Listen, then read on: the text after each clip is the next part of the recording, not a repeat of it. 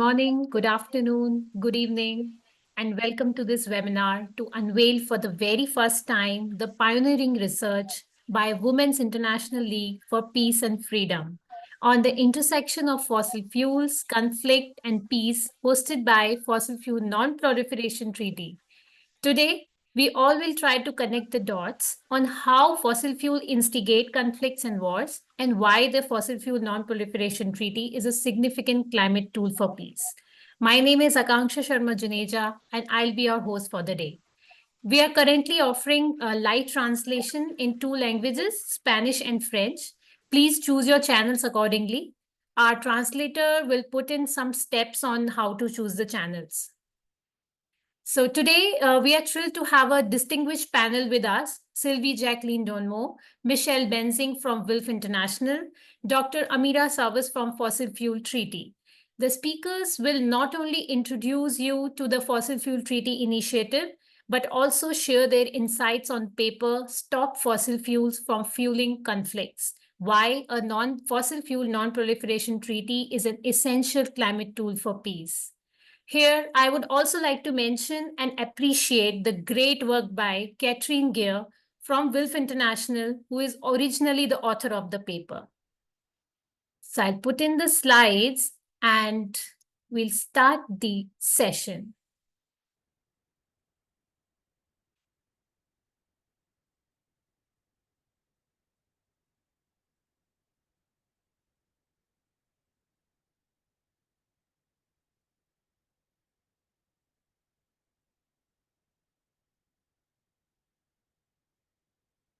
So moving further, I would like you all to interact and participate with a simple word cloud exercise. On your screen, you can see the question. What associations or thought arise when you hear the words fossil fuels, wars, and conflicts together? I'm requesting my colleague Zoe to put in the link in the chat for this word cloud exercise. Please go ahead and share your thoughts. We will show you the results on screen. And meanwhile, when we are doing this word cloud exercise, I will give you a bit of background before our speakers dive deeper into the subject. So we have seen that in the literature that there's a long history of states with little or no domestic fuel reserves intervening through the military or to other resource-rich countries to secure the supplies. And this exploration and extraction of fossil fuels lead to societal tensions affecting marginalized communities and building that fossil fuel trap for resource-rich countries. This scenario is actually rising around the world. Worth mentioning Iraq's invasion to Kuwait, US invasion to Iraq, or the most recent Russian invasion to Ukraine territory. It has now become very, very relevant for us to understand these latent but very, very prominent linkages to fossil fuel exploration, extraction, transportation, and use with heightened risk of conflicts. So each of our speakers today will share this perspectives followed by an engaging question answer session. Please feel free to send your questions through the chat box at any time. I hope you have put in your comments and words in the word cloud exercise. And I would like to show you the screen for your efforts. I hope you can see the word cloud. And you can see that very, very cause and effect, destruction, inevitable. So these are the words from you all, and we'll discuss around these only, that how the genocide is taking place, how the destruction is happening because of fossil fuel exploration and military spending in the globe. Now with this, I would like to invite our first speaker, Dr. Amira Savas, to introduce us with Fossil Fuel Non-Proliferation Treaty Initiative. Amira is Head of Research and Policy at the Treaty Initiative. She is a feminist researcher and advocate who has worked on climate change, security, and gender justice throughout her career in academia, civil society, and private sector. At the initiative, she is currently leading our work on how to map out a truly global, just transition, drawing in perspectives and evidence from our partners and global landscape of solutions. Welcome, Amira. Thank you so much, Akanksha. All right. Well, as we're sort of gathered here right now, world leaders have been convening in New York to talk about our collective futures, as indeed I'm sure many of you are too. And right now is obviously a pretty scary time. I do want to say that we are praying for our colleagues and friends in the Middle East, especially in Lebanon and in Gaza right now, who are fleeing their homes under bombardment. Violence and conflict has never been a sustainable solution to anything, and it's certainly not befitting a world in polycrisis. Multiple crises are upon us: debt, poverty, inequality and injustice, climate and nature breakdown, and conflicts. And in that context, we must reach for bold solutions rooted in peace. And of course, we're also in the year of the Peace COP, where climate change and peace are being linked more explicitly than ever before in the United Nations Framework Convention on Climate Change process. But I have to say, I'm reminded of WILPF's vision statement here, which is a world of permanent peace built on feminist solutions of freedom, justice, non-violence, human rights, and equality for all, where people, the planet, and all its other inhabitants coexist and flourish in harmony. So that's really the ethos under which we also work. And, you know, we have an aligned bold vision at the Fossil Fuel Treaty, which is about supporting the world to transition off of fossil fuels and doing this in a way which is managed, so it leaves nobody behind and deals directly with the massive justice and equity issues that exist globally in the process. And so our vision really should not be that radical. You know, the UN Secretary General himself, Antonio Guterres, said in 2022, in line with expert assessments from the International Energy Agency, the IPCC, and others, that investing in new fossil fuel infrastructure is actually a moral and economic madness. So what we're proposing shouldn't be that radical. And I think, you know, the more people we engage with, the more common sense it actually seems. Next slide, please. I can't see the slide change, but I'll keep talking for now. Oh yeah, there we go. So the multilateral system has looked at the relationship between climate change impacts and peace quite a lot in recent years. So as you can see here, you know, there's been a number of reports and mechanisms, and in particular, there's now something called the UN Climate Security Mechanism, fairly recently established, which is funded by predominantly European states and provides a platform for different members of the UN and UN institutions to evaluate and respond to what are called climate security risks.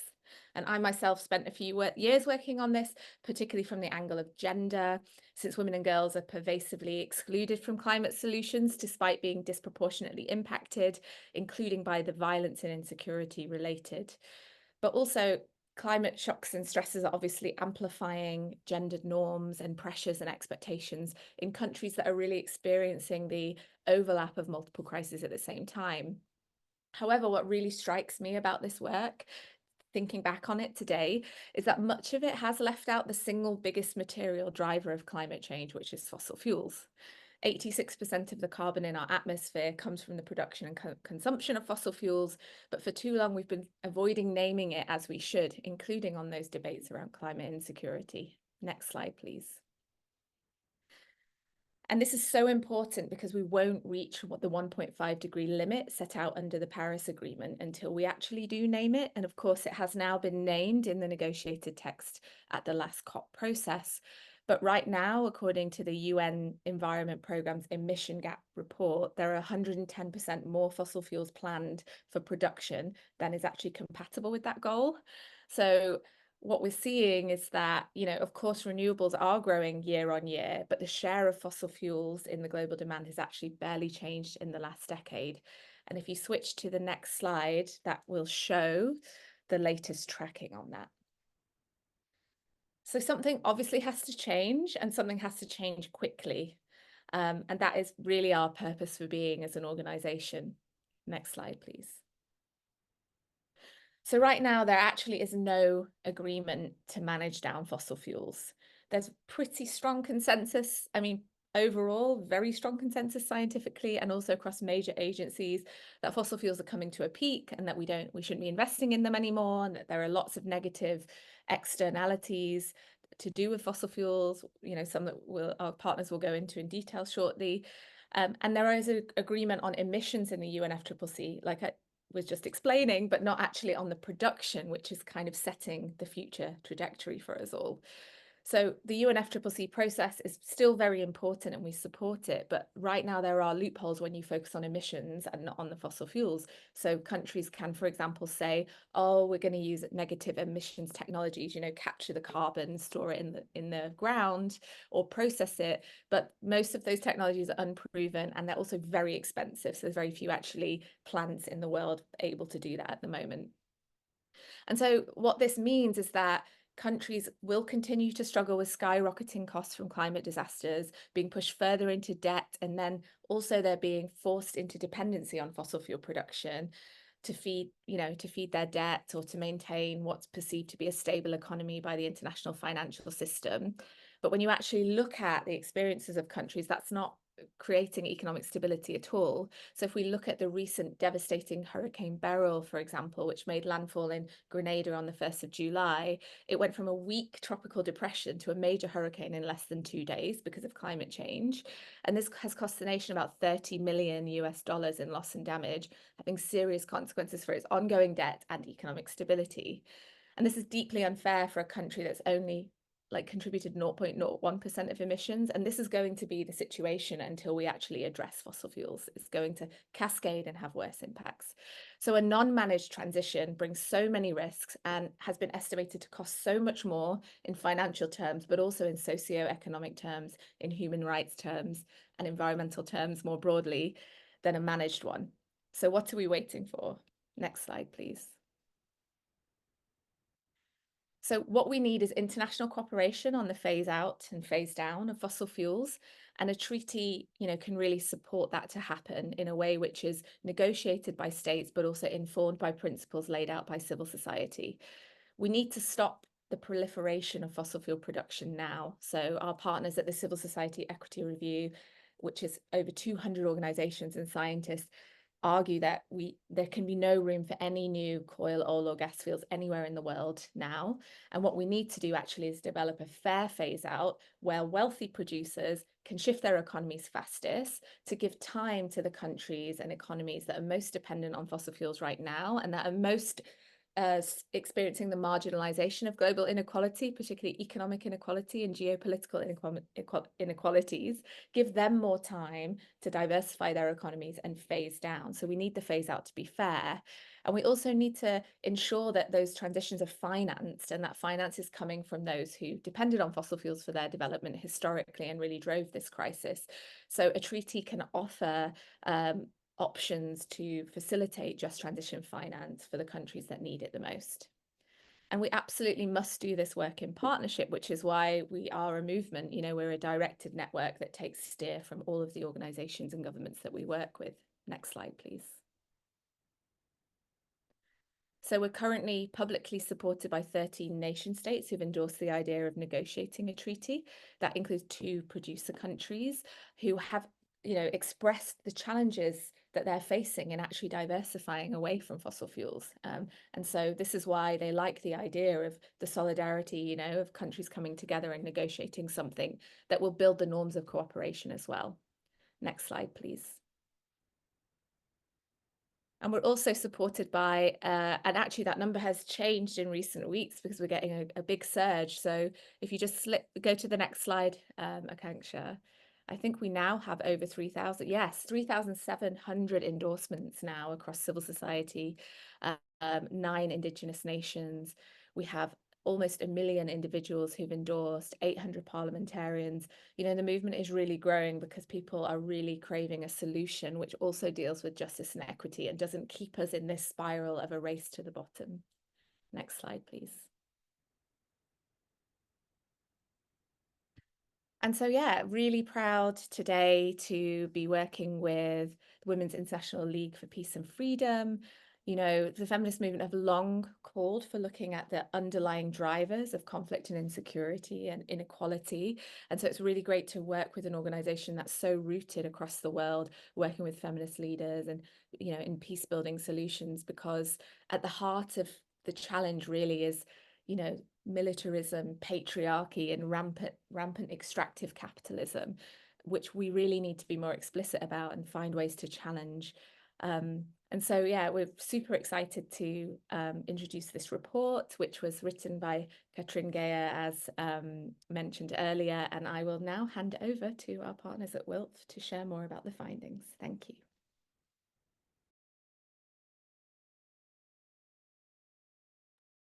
Thank you so much. Thank you so much, Amira, for introducing us to this treaty initiative and its relevance in today's world.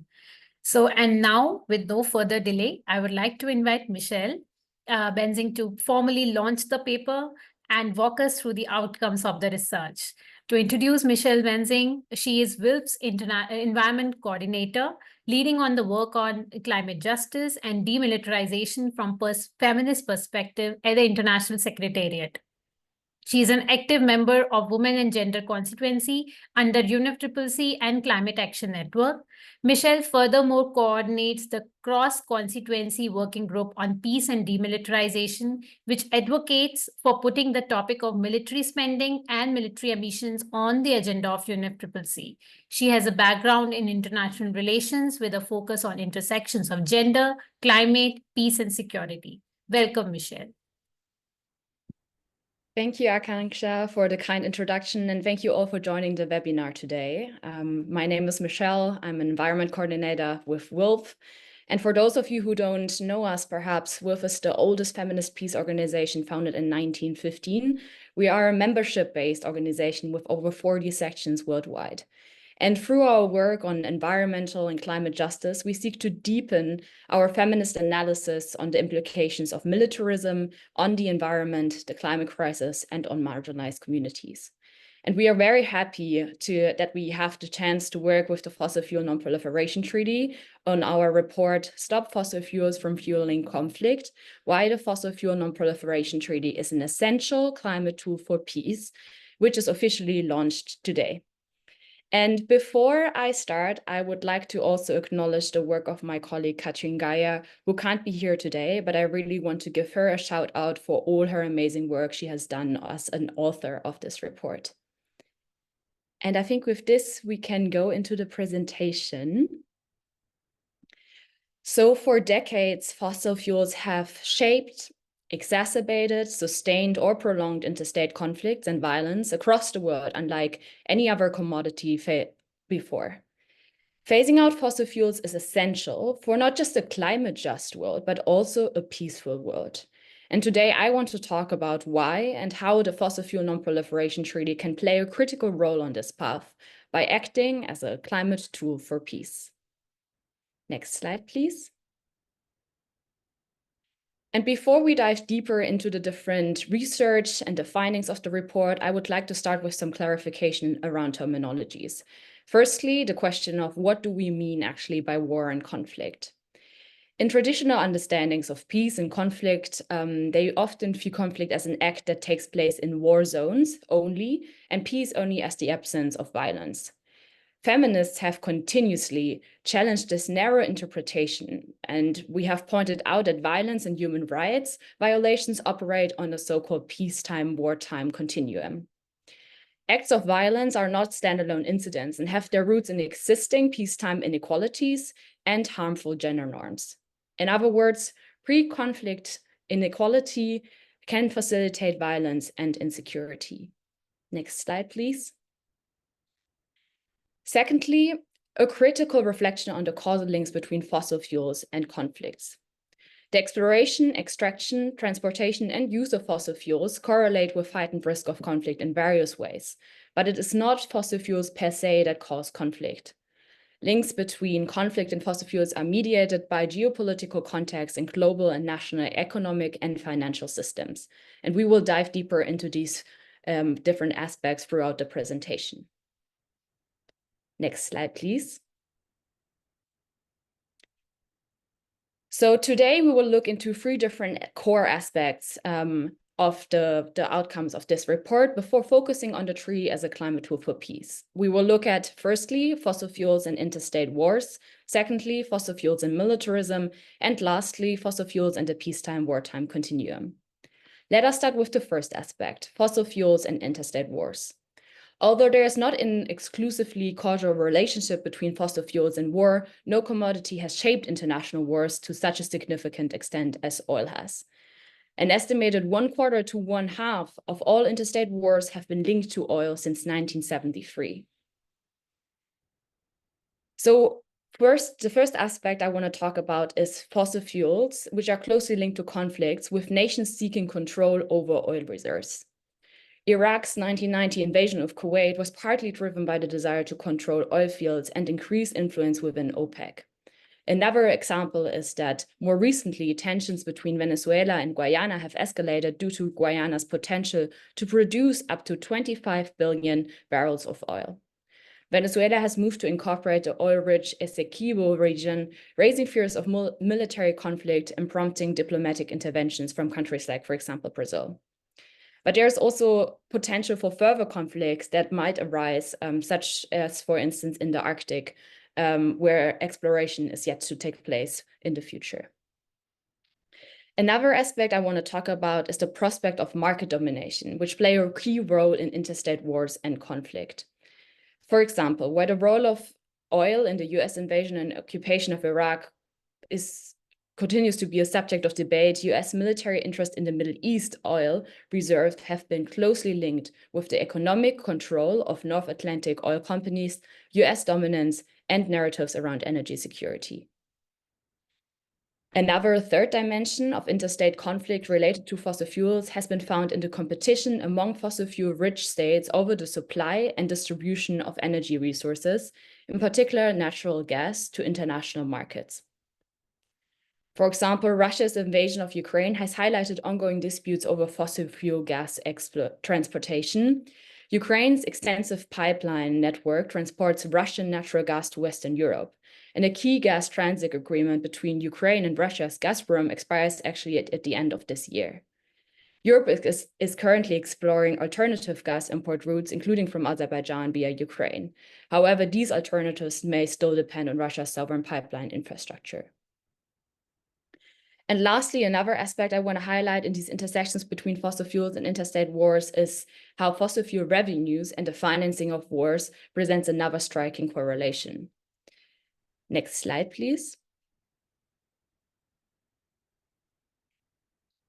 And an example for that is how the Russian invasion of Ukraine is actually financed by fossil fuel profits. And that's also, again, an example of how it's not the root cause of the conflict, but it is definitely contributing to the conflict. So in 2023 alone, Global Witness has found that Russian crude oil to the European Union has resulted in $1.1 billion in direct tax revenues.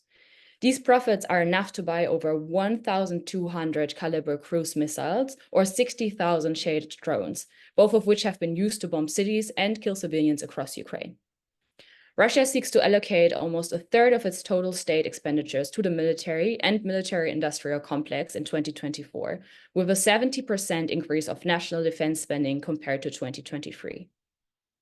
So just as a summary against this backdrop, it can basically be argued that while fossil fuels may not be the sole cause of the interstate wars and conflict, they have played and also continue to play an essential role in exacerbating existing geopolitical tensions and sustain imperialist competition as well as neocolonialist interest fueling war and conflicts. Next slide, please. Now I want to talk about intersections of fossil fuels and militarism, which is something we're really much highlighting within the United Nations Framework Convention on Climate Change.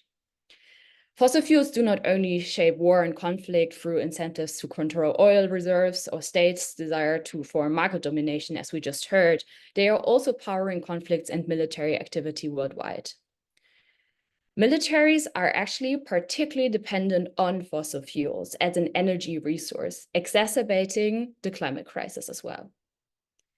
Military activities are responsible for at least 5.5% of global greenhouse gas emissions, making armed forces the fourth largest emitter globally.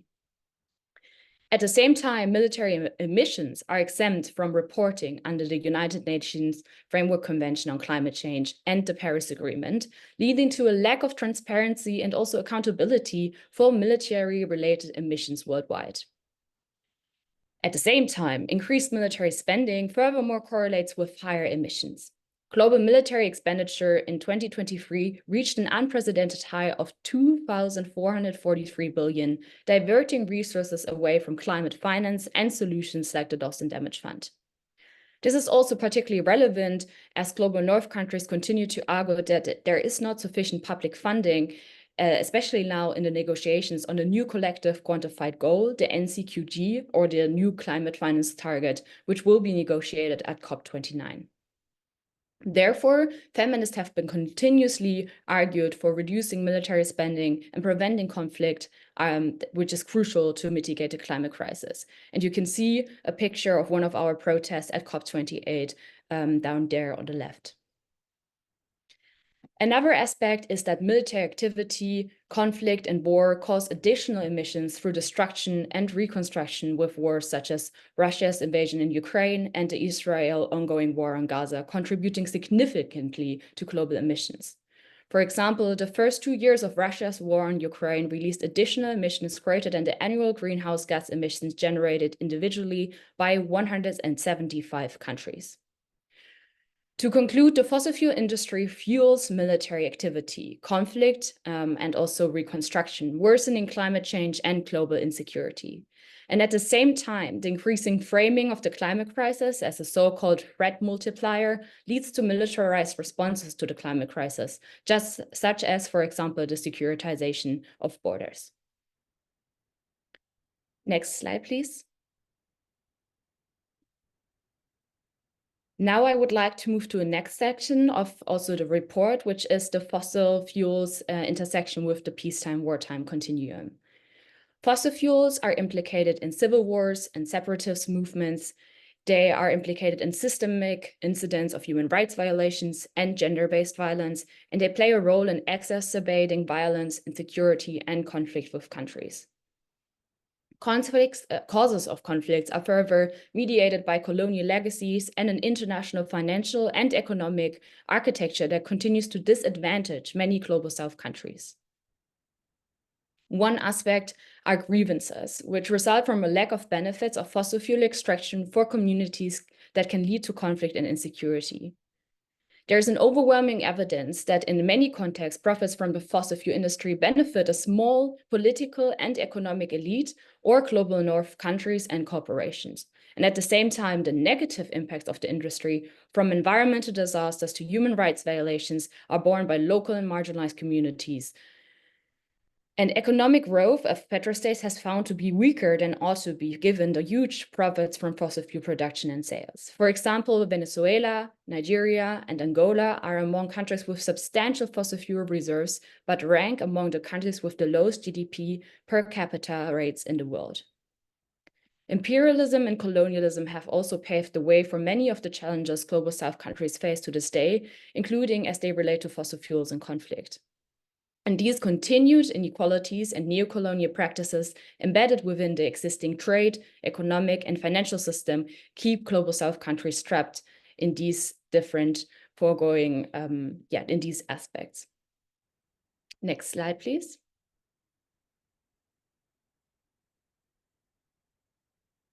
I want to make a specific example of the case study of Cabo Delgado in Mozambique, which is another stark example of fossil fuel extraction benefiting global North corporations while harming also local communities, leading to militarization and violence. The discovery of oil fields in northern Mozambique led to environmental destruction and also displacement of local communities. Revenues are then set to benefit corporations, while the energy is set to be exported to Asian and also European markets. Pre-existing discontent in the region is exacerbated, leading to violent insurgencies, and more than 1 million people are displaced.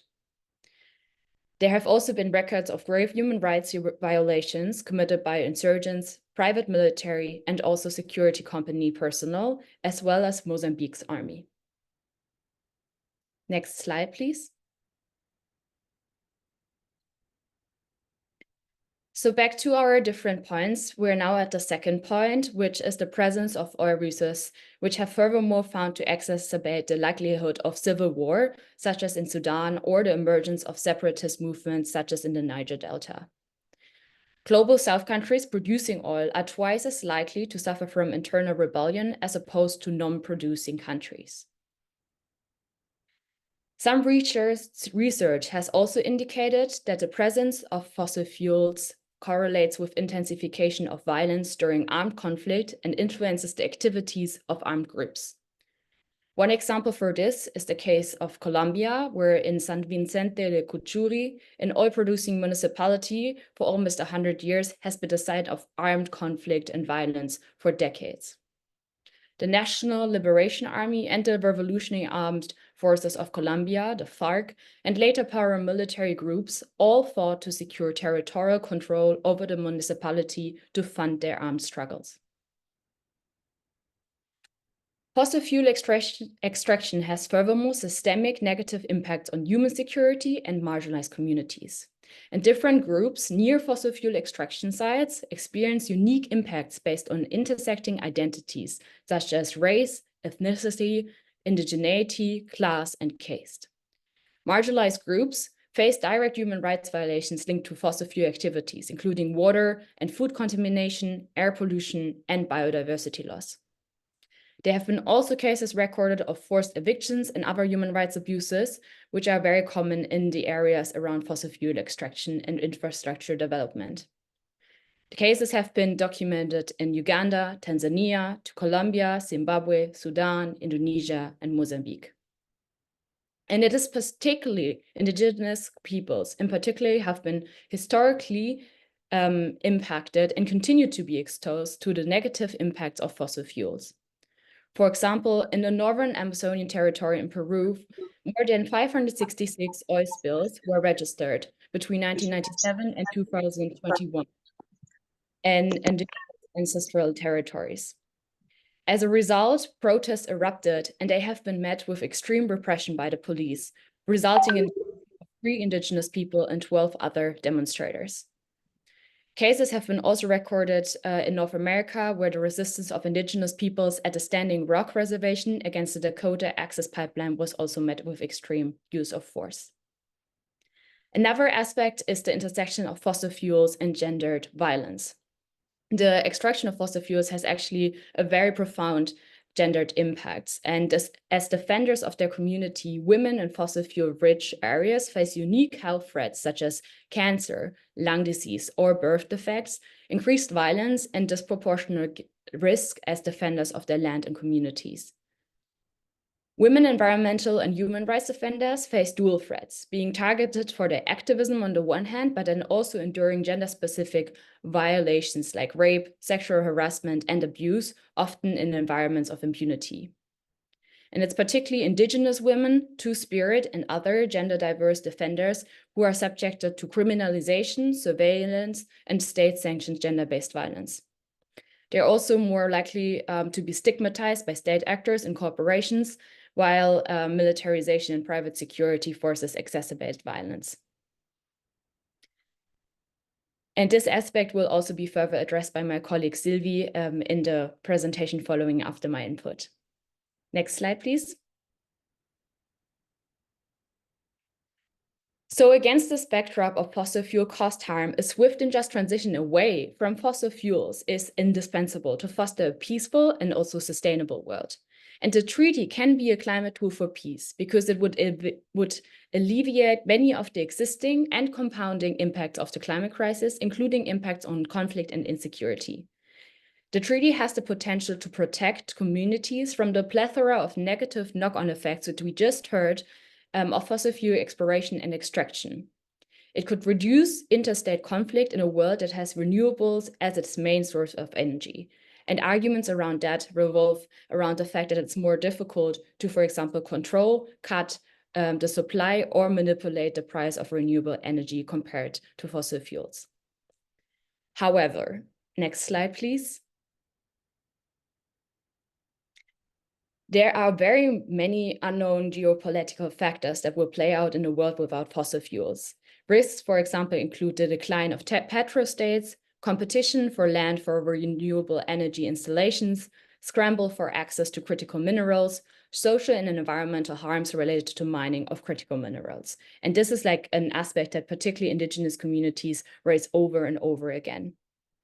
This means that the peace potential by renewable energy is subject to a transition that is just and also equitable, ensuring alternative economic opportunities for countries and communities currently heavily reliant on fossil fuel revenues. A transition has to be based on energy democracy and decentralized energy production systems underpinned by equitable public ownership. And these opportunities can then prevent grievances and violence that are often tied to the lack of benefits for communities. And this means also that workers, impacted communities, indigenous peoples have to be meaningfully included to set the terms of a phase-out agenda and also of the agenda for a just transition. Next slide, please. So to conclude, there won't be peace if the same exploitative, patriarchal, and colonialist approach of fossil fuel extraction, export, and use will be applied to renewable energy. And the treaty's just transition pillar is an opportune moment to transform the structures that have led to the grave impacts of fossil fuels, including as they relate to human rights violations, violence, insecurity, conflict, and war. Next slide, please. So we not only demand basically like having indigenous and marginalized communities at the forefront of developing the treaty, but we also want to urge governments to act. And we want them to support the growing movement for a fossil fuel non-proliferation treaty, to advocate for it in international peace forums, build a coalition of peace-focused nations, and organize meetings to raise awareness of fossil fuel-related security implications. We also want them to promote the treaty in UN and multilateral platforms and highlight regional security risks worsened by fossil fuel dependence to foster cooperation for a just transition. Next slide, please. So for further insights, please feel free to check out the report that Akansha will send the link in the chat in a second. And there you can also see Sylvie, my colleague, and our president of WILPF. This picture is from yesterday, as this report was freshly printed. And we're really looking forward for your comments, your insights, and to stay in a conversation of these different aspects in the future. Thank you very much for your attention.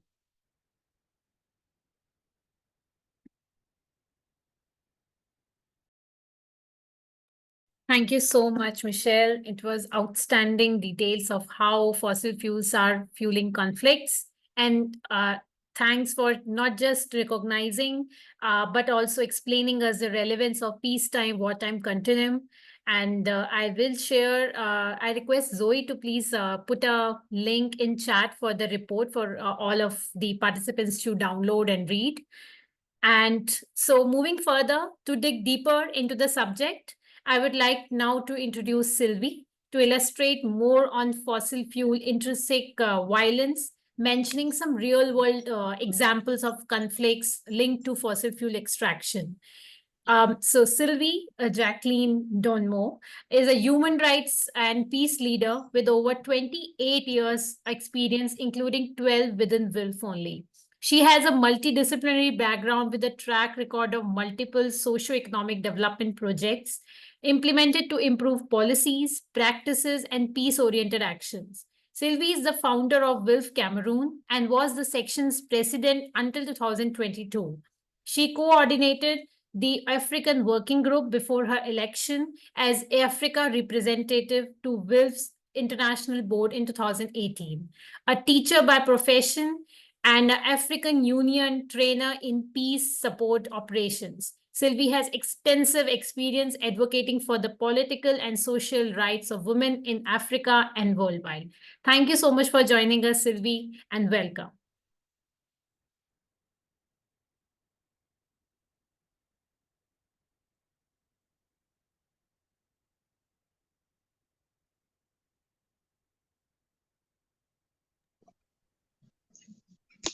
Can you hear me, Akansa? Yes, yes, now we can hear you. Okay, thank you so much for the nice introductions. I want to send warm greetings to each and everyone connected to this call from the Women's International League for Peace and Freedom. It's my pleasure and honor to participate at this very important event, and permit me to thank the Fossil Fuel Non-Proliferation Treaty Initiative and the Women's International League for Peace and Freedom for organizing it. Permit me also to say to Catherine, to Michelle, to Edith, and the entire environmental working group, congratulations for the job well done. Michelle just elaborated about it. Fossil fuel are indeed a threat for peace globally. And my task here today is to use the case study of my country, Cameroon, to showcase how does that happen in practice. And the case study of Cameroon is like of everything that happened in all the other countries in the African region. So next slide. I cannot even see the slide.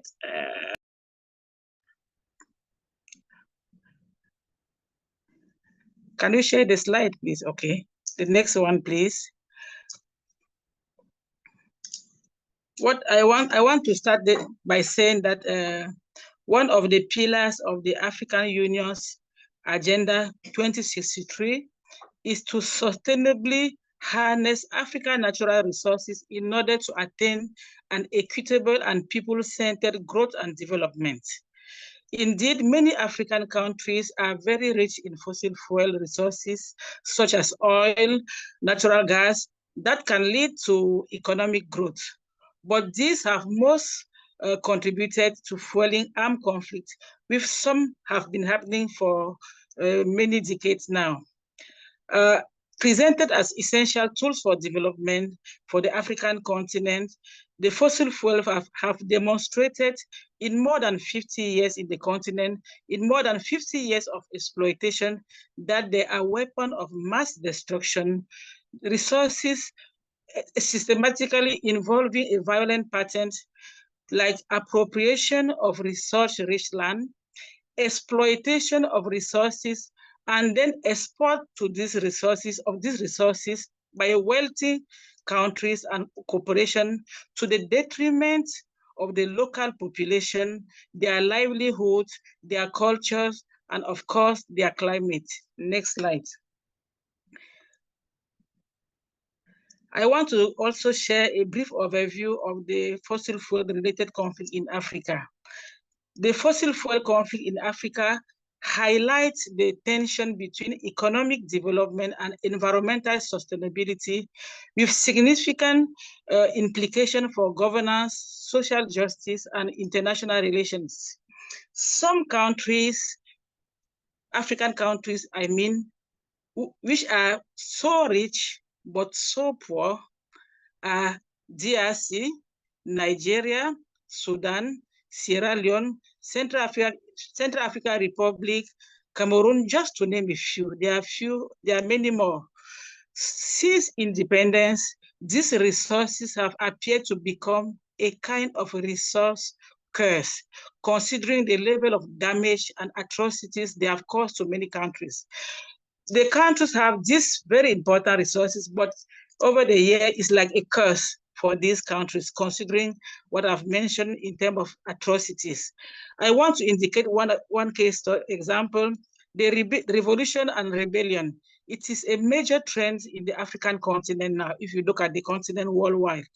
The armed group most of the time emerge in resource-rich areas, seeking to control oil or gas reserves, often leading to violent conflicts. You have DRC case and many others. We also have a revolutionary movement. Some groups may also emerge in rebellion against their government, because they perceive the government as exploiting their resources without making them benefit from it. Next slide. Now I want to go specifically to the Cameroon case study, the conflict in Cameroon. As some of you know, Cameroon is experiencing two major violent conflicts. The first is the ongoing conflict between the government and the separatists from the English-speaking minorities, which began in 2017. This conflict has resulted in Cameroon has resulted in over 6,000 deaths. It's more than that because, I'm sorry, I didn't update the figures, but we have more than 6,000 deaths till now as a result of this conflict. We have 765,000 displaced people, and people also displaced, but also displaced either in different parts of Cameroon or out of the country. We also have more than 70,000 seeking refuge in Nigeria. The earlier figures are the internally displaced. This figure, about 70,000, are those who seek refuge in the neighboring country, Nigeria. Regarding the humanitarian crisis, one figure that I want to give here is that around 2.2 million out of the 4 million in the Anglophone regions require humanitarian assistance, and about 600,000 children have been deprived of effective schooling due to the ongoing violence. I'm telling you right now, there are 2 regions in Cameroon where school resumed like a few weeks ago, a month ago, but many are still at home. They can't go to school because of this crisis. In the far north, bordering Nigeria, we have the jihadist insurgency. We also, Cameroon is also challenged by this insurgency, particularly from the Boko Haram in the Lake Chad area. And the conflict has also led to more than 3,000 Cameroonians deaths, displaced, and around 250,000 individuals who are also displaced. Apart from this main conflict, elsewhere, and particularly following the October 2018 presidential election, there is ethnic discourse which is heightening political tension on and offline. Next slide. Regarding now the link between the fossil fuel and the conflict in Cameroon, I want to start by saying that in the past century, fossil fuels were a primary driver of colonization, militarization, violence, and conflict globally.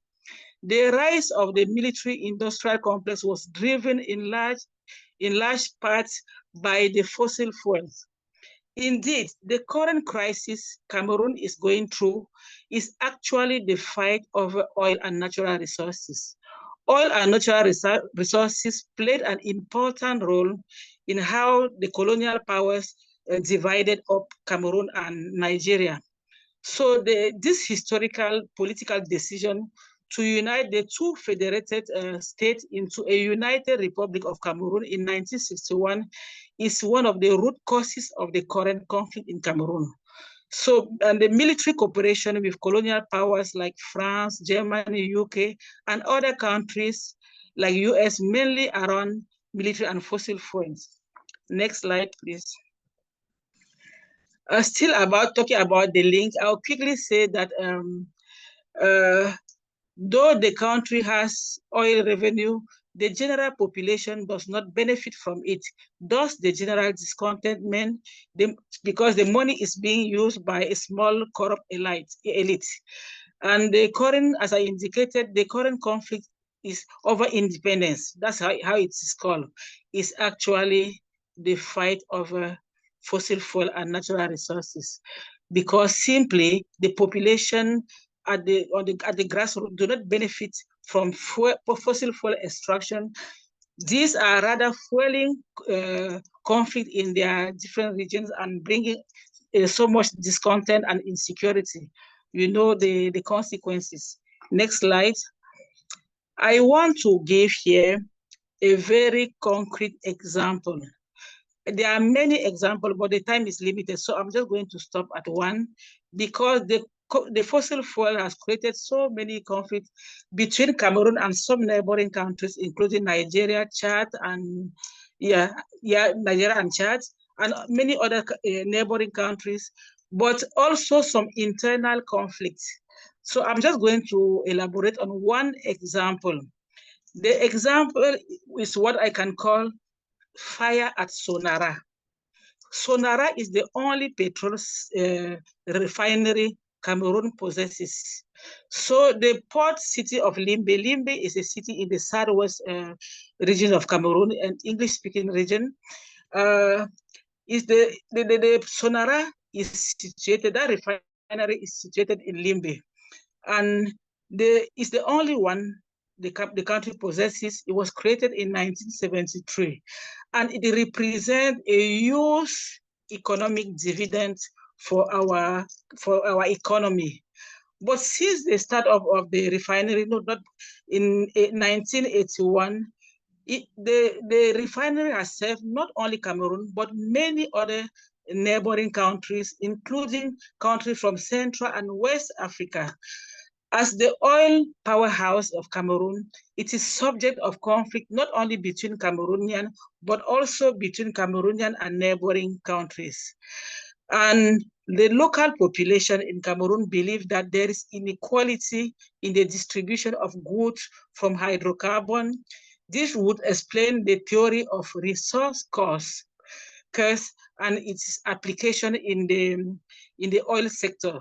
I mentioned when I started that the fossil fuel that Africa has is becoming like a resource curse. This is the resource curse of Cameroon. We do have the oil and so on, but it's rather bringing all of this damage to the country through internal conflict, and also conflict with other countries. And in 2019, that is the case study, Sonara was attacked. The only refinery that the country has, it was attacked and was burned into ashes. So the issue is that not only the city of Limbe, but the entire country has been affected by the fire incident. And the damage, 4 refinery units completely burns down out of the 13. And today, Cameroonians are paying the highest prices as the consequences of this fire increase, the increase of the prices of hydrocarbon in the countries, with negative impact on the population. Next slide. I just thought it was important to share this very important example for you to understand. This is just one example among many others in the country. Of course, all of this conflicts, fueled by the fossil fuel exploitation, have a lot of impacts. I want to mention some of the gendered impact of fossil fuel in Africa. Cameroon is just a case study, but this happened in many countries in Africa possessing the fossil fuel. I will start by health impacts: air pollution, water contamination. You understand very well that air pollution and water contamination lead to many types of respiratory and other type of diseases, including breast cancer, etc. I can also mention economic consequences. Of course, in the loss of job opportunities, loss of financial autonomy. Next slide. Environmental impact with pollution of land, pollution and land degradation, climate change. Talking about displacement and land rights, land acquisition is an issue now with not only the land grabbing, but people being forced out of their land because of the fossil fuel exploitation. And regarding the social dynamics, there is disruption of family balance, and this is undermining the prospect of a happy life for women and girls. Increased gender-based violence, increased gender inequality, violence and exploitation, etc. Next. This is the last but one slide. here I just want to indicate some of the strategies that feminist peace builders are using to tackle the issue. To stop the cycle of violence and insecurity, peace builders advocate for two things to happen, mainly stop the extraction of oil and challenge militarization. Both industries, those of oil and military, are heavily patriarchal and male-dominated.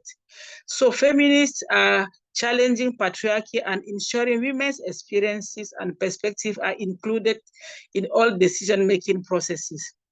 Women out of solidarity are running a lot of support campaign to call for the end to the fossil fuel exploitation. And because fossil fuel treaty appears to be a critical tool for feminist peace builders in Cameroon, but also in the African continent, to demand the end of fossil fuel extraction and a just transition to renewable energy in an equitable manner. Next slide to conclude. I want to conclude by saying that the impact of fossil fuels in Africa, in Cameroon and in Africa, on women and children especially, highlight the need for integrated approaches to energy policing, focusing on sustainability, health, and gender equity. Addressing these issues is crucial for fostering a more just and resilient future for all. Addressing the underlying issues require a holistic approach that includes improving governance, ensuring equitable resource distribution, protecting the environment, and fostering dialogue among stakeholders. I want to think that a fossil fuel treaty would end fossil fuel-induced violence against women, natural resources, and the climate.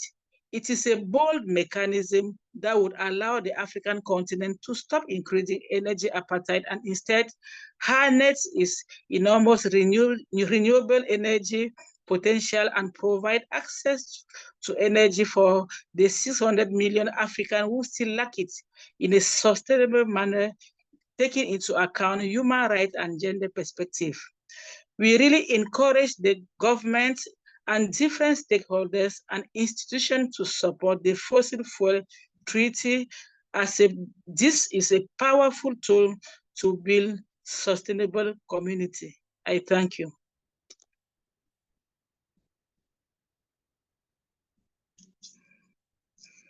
Thank you, Sylvie. And I know we are almost reaching time, but I would like to invite Alav. So she is a young and climate activist from Philippines, and we would like to share her own experiences regarding the subject.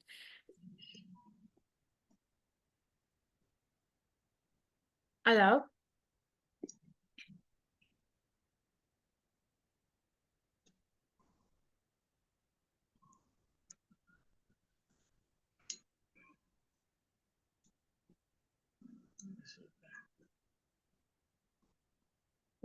I think Zoe, you need to unmute her.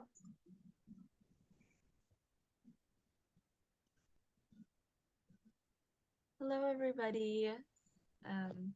Yeah, I would like to just give a few minutes to reflect on what we've heard regarding the fossil fuel treaty, as well as how it's connected to militarization. So in the Philippines, we are affected by specifically US militarism, and it's the same war machine that is being funded, that is funding the bombings, the genocide in Palestine and so many other countries. And it's that same pollution, it's the same war machine that is funded by so many fossil fuel companies.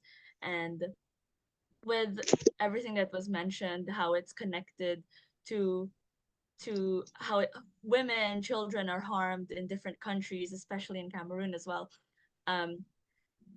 I stand united. I want to give solidarity to everyone, to all the speakers, and I'd like to congratulate everybody who's here, who is listening, and taking the time to learn more about this, about the connection of climate and how it's not isolated in just the environment, but rather it's really this bigger issue. It's a systemic issue that we have to recognize if we want to resolve and actually move forward towards an equitable and sustainable future. So I think that's all I have to say. I think we have so much more work to do, and we have a lot of more climate events and more discussions to have when it comes to this topic.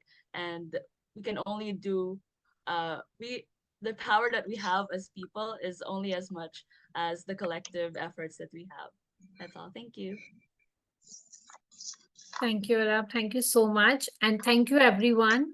So I think we had a very good presentation from our all the speakers. Thank you for joining us. And this is a very relevant topic on which we keep on discussing at different platforms. We have shared a link for our paper, which we have released in this webinar. Please go ahead, read, and do share your inputs with us. Thank you so much, and thank you for joining us.